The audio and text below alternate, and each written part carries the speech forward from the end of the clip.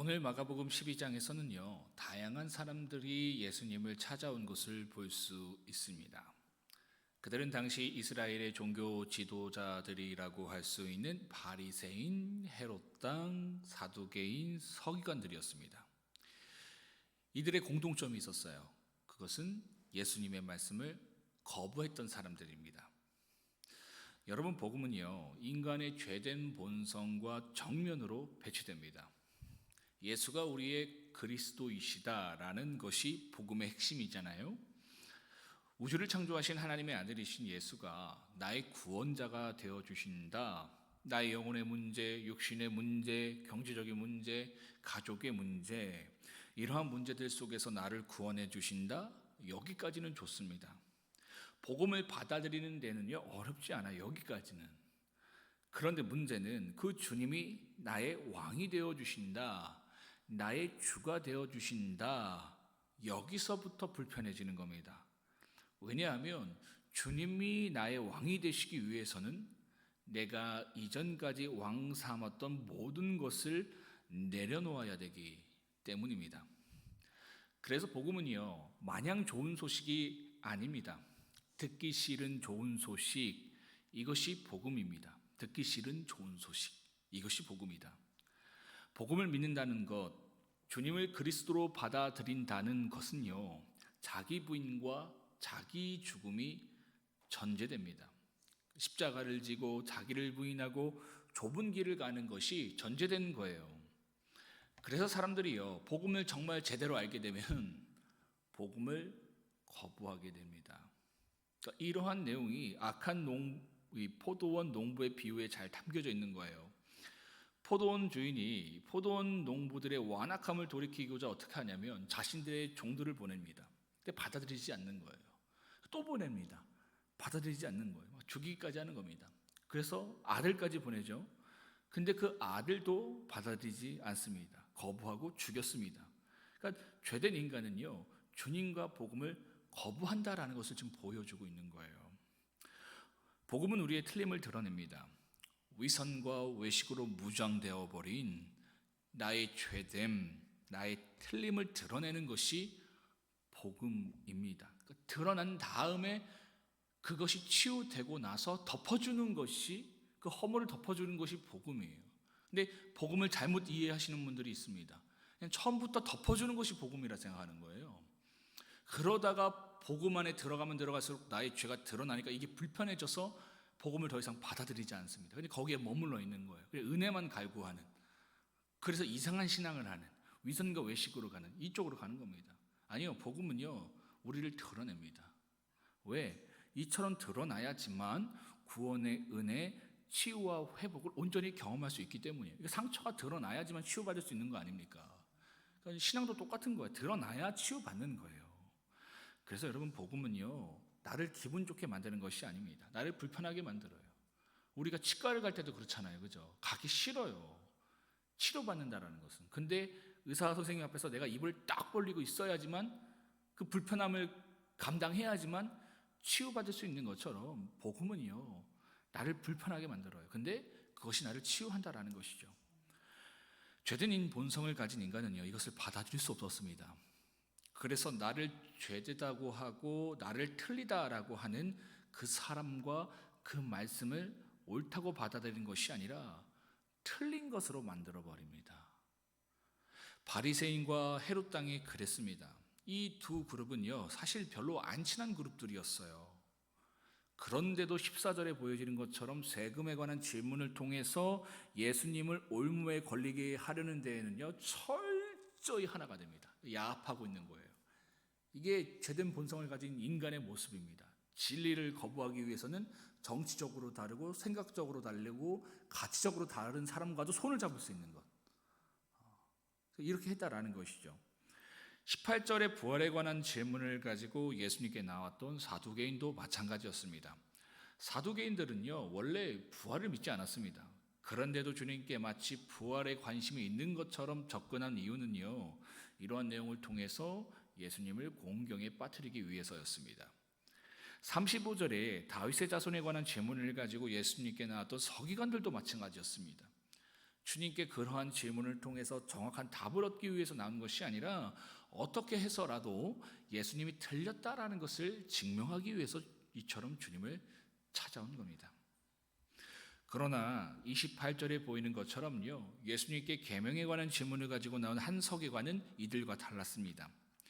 주님에 대한 어떠한 적대심을 가지고 나온 것이 아니라요, 정말 순수하게 진리에 대한 궁금증을 가지고 주님께 나왔습니다. 이미 그는요, 진리를 정확하게 알고 있었습니다. 자신이 지금 알고 있는 이 진리가 정말 맞는 것인지 주님께 확인받고 싶었던 것이죠. 이런 그의 모습을요, 주님은 귀하게 여기셨습니다. 그래서 이런 말씀을 해주셨던 거예요. 34절의 말씀처럼 내가 하나님의 나라에서 멀지 않도다. 구원의 가능성이 멀지 않다라는 것을 말해주고 계신 겁니다. 이는 그에 대한 칭찬이었습니다. 그에게 있는 소망이기도 했습니다. 그러나 우리가 여기서 주목해야 되는 것은 그가 아직 구원을 취하지 않았다라는 거예요. 진리를 알고 복음을 안다는 것이 구원을 가져다 주는 것이 아니기 때문입니다. 복음은요, 암과 동시에 삶을 요구합니다. 암과 삶, 이게 복음이에요. 우리는 복음을 알죠. 그리스도가 우리의 왕인 거 압니다. 근데 아는 것과 삶은 다르다고요. 그리스도가 나의 왕이라는 것을 알고 정말 삶 속에서 내가 왕 삼았던 모든 것들을 내려놓는 것이 이 복음인데, 이게 참 어렵죠. 복음은 이처럼 암과 동시에 삶을 우리에게 요구합니다. 하나님을 사랑한다라는 것이 최고의 계명이라는 것, 그래서 그 하나님을 내 삶의 왕으로 모셔서 목숨을 다하고 뜻을 다하고 힘을 다해서 하나님을 사랑해야 하는 것이요, 모든 번제물과 기타 제물, 그러니까 그 어떤 신앙의 행위와 요소보다 이것이 중요하다라는 것을 아는 것을 넘어 하나님을 내 삶의 최고의 가치, 최우선의 우선순위로 삼고 살아가는 것, 이것이 하나님의 나라를 취하고 영생을 취하는 것입니다. 우리는요, 이 서기관처럼 하나님의 나라와 멀지 않는 것에 만족할 때가 있습니다. 그러니까 복음을 아는 것에 만족할 때가 많다라는 거예요. 복음을 아는 것을 넘어 복음의 삶을 살아서 하나님의 나라를 취하는 자리까지 나아가야 하는 겁니다. 하나님의 나라와 멀지 않다라는 것과 하나님의 나라를 소유했다라는 것은요, 한 끗 차이가 아닙니다. 천지 차이인 거예요. 하나님의 나라와 멀지 않다, 하나님의 나라와 가깝다, 하나님의 나라를 소유했다, 이건 한 끗 차이가 아니라고요. 천지 차이입니다. 대학도 똑같잖아요. 대기번호 1번과 입학한 거는 한 끗 차이가 아니라 천지 차이잖아요. 천지 차이예요. 근데 그 나라에 가까워졌다라는 것으로 만족하고 신앙하는 분들이 너무나 많다라는 것이죠. 주님께서요, 어린아이 같은 자가 천국을 소유할 수 있다고 말씀하셨잖아요. 어린아이와 같이 주님을 의지하는 자가 복음으로 받아들일 수 있고 복음을 아는 것을 넘어 복음의 삶을 살아갈 수 있습니다. 그래서 주님께서 산상수훈에서 가난한 자가 복이 있다고 하신 겁니다. 천국에 그들이 것이기 때문이죠. 이처럼 천국을 소유한 여인이 등장합니다. 그녀는요, 42절의 말씀처럼 한 가난한 과부였습니다. 그녀는 자신의 전부를 하나님께 드릴 줄 아는 여인이었습니다. 현실의 어려움이 그녀로 하나님을 하나님으로 믿어드리고 그 하나님을 위해서 모든 것을 드리는 것에 두려움을 주지 못했습니다. 왜? 천국을 소유했기 때문이죠. 영원한 생명이 그에게 있었기 때문입니다. 어련히 알아서 해주시지 않을까, 그런 신앙이 그에게 있었어요. 또한 그리 아니하실지라도 하나님 한 분만으로 감사합니다라는 믿음의 고백도 그녀에게 있었습니다. 오늘 마가복음 12장의 말씀을 읽으면서 이런 고민을 하시면서 읽으셨으면 좋겠습니다. 나의 신앙의 자리는 어디인가? 나의 신앙의 자리는 진정한 믿음으로 주님께 자신이 가졌던 모든 것을 드릴 수 있었던 가난한 과부의 자리인가? 아니면 복음을 복음으로 끝까지 받아들이지 않는 이 바리새인과 사두개인의 자리인가? 그것도 아니면 복음을 아는 것에만 머물러 있는 그 서기관의 모습이 우리의 모습은 아닌가? 이러한 질문과 함께요, 마가복음 12장을 함께 합독하셨으면 좋겠습니다. 마가복음 12장을 함께 읽겠습니다.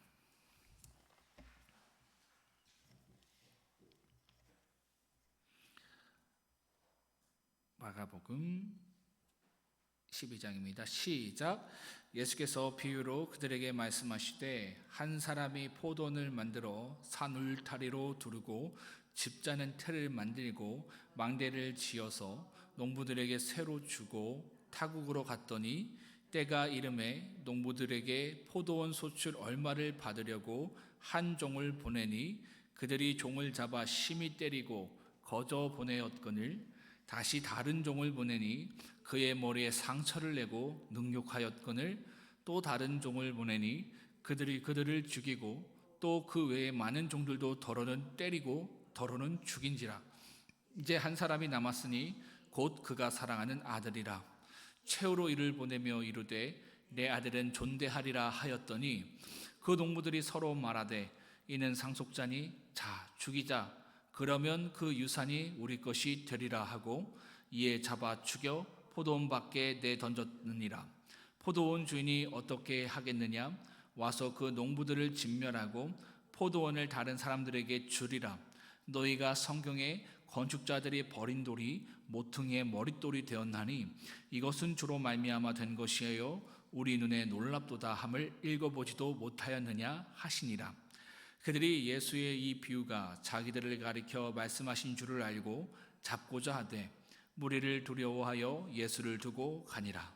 그들이 예수의 말씀을 책잡으려 하여 바리새인과 헤롯 땅 중에서 사람을 보내매 와서 이르되 선생님이여 우리가 아노니 당신은 참되시고 아무도 꺼리는 일이 없으시니 이는 사람을 외모로 보지 않고 오직 진리로서 하나님의 도를 가르치심이니이다. 가이사에게 세금을 바치는 것이 옳으니까 옳지 아니하니까 우리가 바치리까 말리이까 한데 예수께서 그 외식함을 아시고 이르시되 어찌하여 나를 시험하느냐 데나리온 하나를 가져다가 내게 보이라 하시니 가져왔거늘 예수께서 이르시되 이 형상과 이 글이 누구의 것이냐 이르되 가이사의 것이니이다. 이에 예수께서 이르시되 가이사의 것은 가이사에게 하나님의 것은 하나님께 바치라 하시니 그들이 예수께 대하여 매우 놀랍게 여기더라. 부활이 없다 하는 사두개인들이 예수께 와서 물어 이르되 선생님이여 모세가 우리에게 써주기를 어떤 사람의 형이 자식이 없이 아내를 두고 죽으면 그 동생이 그 아내를 취하여 형을 위하여 상속자를 세울지니라 하였나이다. 7형제가 있었는데 마지가 아내를 취하였다가 상속자가 없이 죽고 둘째도 그 여자를 취하였다가 상속자가 없이 죽고 셋째도 그렇게 하여 7이 다 상속자가 없었고 최후의 여자도 죽었나이다. 7사람이 다 그를 아내로 취하였으니 부활 때 곧 그들이 살아날 때에 그 중에 누구의 아내가 되리까? 예수께서 이르시되 너희가 성경도 하나님의 능력도 알지 못함으로 오해함이 아니냐. 사람이 죽은 자 가운데서 살아날 때에는 장가도 아니가고 시집도 아니가고 하늘에 있는 천사들도 같으리라. 죽은 자가 살아난다라는 것을 말할진대 너희가 모세의 책 중 가시나무 떨기에 관한 글에 하나님께서 모세에게 이르시되 나는 아브라함의 하나님이요 이삭의 하나님이요 야곱의 하나님이로다 하신 말씀을 읽어보지 못하였느냐. 하나님은 죽은 자의 하나님이 아니요 산자의 하나님이시라. 너희가 크게 오해하였도다 하시니라. 서기관 중 한 사람이 그들이 변론하는 것을 듣고 예수께서 잘 대답하신 줄을 알고 나와 묻되 모든 계명 중에 첫째가 무엇이니까? 예수께서 대답하시되 첫째는 이것이니 이스라엘아 들으라. 주 곧 우리 하나님 유일한 주시라. 내 마음을 다하고 목숨을 다하고 뜻을 다하고 힘을 다하여 주 너의 하나님을 사랑하라 하신 것이요 둘째는 이것이니 내 이웃을 내 자신과 같이 사랑하라 하신 것이라. 이보다 더 큰 계명이 없느니라. 서기관이 이르되 선생님이여 옳소이다. 하나님은 한 분이시오 그 외에 다른 이가 없다 하신 말씀이 참이니이다. 또 마음을 다하고 죄를 다하고 힘을 다하여 하나님을 사랑하는 것과 또 이웃을 자기 자신과 같이 사랑하는 것이 전체로 드리는 모든 번제물과 기타 제물보다 나으니이다. 예수께서 그가 지혜 있게 대답함을 보시고 이르시되 내가 하나님의 나라에서 멀지 않도다 하시니 그 후에 감히 묻는 자가 없더라. 예수께서 성전에서 가르치실세 대답하여 이르시되 어찌하여 서기관들이 그리스도를 다윗의 자손이라 하느냐. 다윗이 성령에 감동되어 친히 말하되 주께서 내 주께 이르시되 내가 내 원수를 내 발 아래에 둘 때까지 내 우편에 앉으리라 하셨도다 하였느니라. 다윗이 그리스도를 주라 하였은즉 어찌 그의 자손이 되겠느냐 하시니 많은 사람들이 즐겁게 듣더라. 예수께서 가르치실 때에 이르시되 긴 옷을 입고 다니는 것과 시장에서 문안받는 것과 회당의 높은 자리와 잔치의 윗자리를 원하는 서기관들을 삼가라. 그들은 과부의 가산을 삼키며 외식으로 길게 기도하는 자니 그 받는 판결이 더욱 중하리라 하시니라. 예수께서 헌금함을 대하여 앉으사 무리가 어떻게 헌금함에 돈을 넣는가 보시세. 여러 부자는 많이 넣는데 한 가난한 과부는 와서 두 렙돈 곧 한 고드란트를 넣는지라. 예수께서 제자들을 불러다가 이르시되 내가 진실로 너희에게 이르노니 이 가난한 과부는 헌금함에 넣는 모든 사람보다 많이 넣었도다. 그들이 다 그 풍족한 중에서 넣었거니와 이 과부는 그 가난한 중에서 자신의 모든 소유 곧 생활비 전부를 넣었느니라 하시느니라.